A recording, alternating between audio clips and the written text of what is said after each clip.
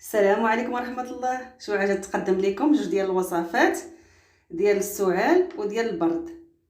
عندنا الوصفة الاولى ديال اللفت وسنيدة، والوصفة الثانية ديال البصل والعسل.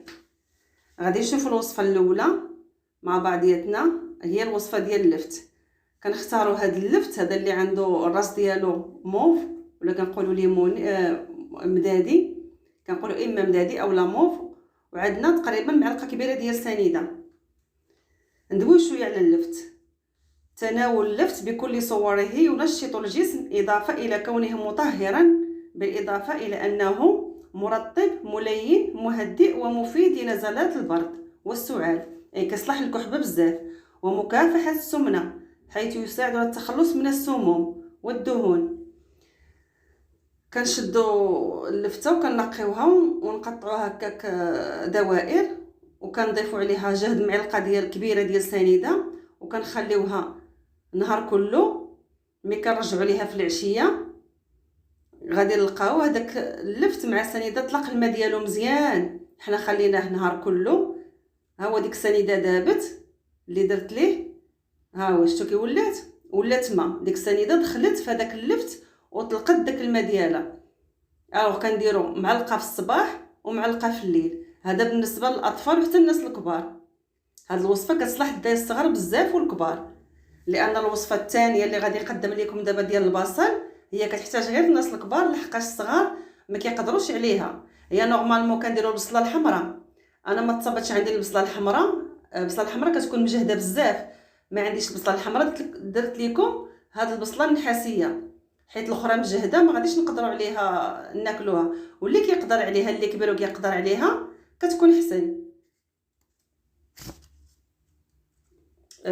ندوي شويه على البصله حتى هي. يعمل البصل على معالجه امراض البرد والسعال، كما يساهم بشكل كبير في علاج الانفلونزا والتخفيف من اعراضها. يمكن تناوله اخضر او مجفف يوميا لمعالجه جميع امراض الجهاز التنفسي.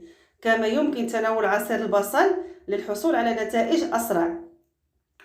ويمكن دهن الصدر بزيت البصل، حيت كاين زيت البصل، لتوسيع القصبات الهوائيه ومعالجه التهاب الصدر. ملي كنحكو البصله في ديك الحكاكه الغليظه كنحصلوا على الماء ديالو بحال هكا. كنقدروا نصفيوها في الصفايه. انا غادي نصفيها غير هكا بالمعلقه، وغادي ندير شي معلقه كبيره في ديك الطبيسيل الصغيور، وغادي نزيدو عليه العسل الحر.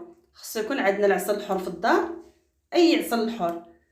كنديرو معلقه وكنخلطوها مزيان مع داك العصير اللي حصلنا عليه ديال البصل، وغادي نخلطو مزيان حتى كينسجم معاه وكيرجع لينا بحال السيرو، اولا كنقولوا سيرو ديال البصل. ملي كيرجع بحال داك السيرو كناخذو منه حتى هو معلقه الصباح ومعلقه في الليل. هاد العصير ديال هاد السيرو او العصير ديال البصل ما كيقدروش عليه الدراري الصغار، كيلقاوه بحال حار شويه اولا مجهد. الناس الكبار كيقدروا عليه لحقاش كيقدروا يكافحوا ديك المراره ديالو، ديك الحراره ديالو. دونك عندنا جوج ديال الوصفات، وحده للكبار وحده للصغار.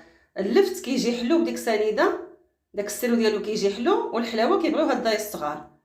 احنا حصلنا على جوج ديال الوصفات طبيعيين، وحده ديال البصل وحده ديال اللفت. انا كليت منه قادره ناكلو لحقاش البصله والعسل مزيانين، ونقدر على المراره ديالهم. الصغار كما قلت لكم ما يقدروش. هادو جوج ديال الوصفات طبيعيين قدمتهم لكم وبالصحه والراحه. نتمنىو يفيدكم مزيان في هذا الجو ديال البرد. وشكرا على المشاهده. ما تنساونيش من لايك.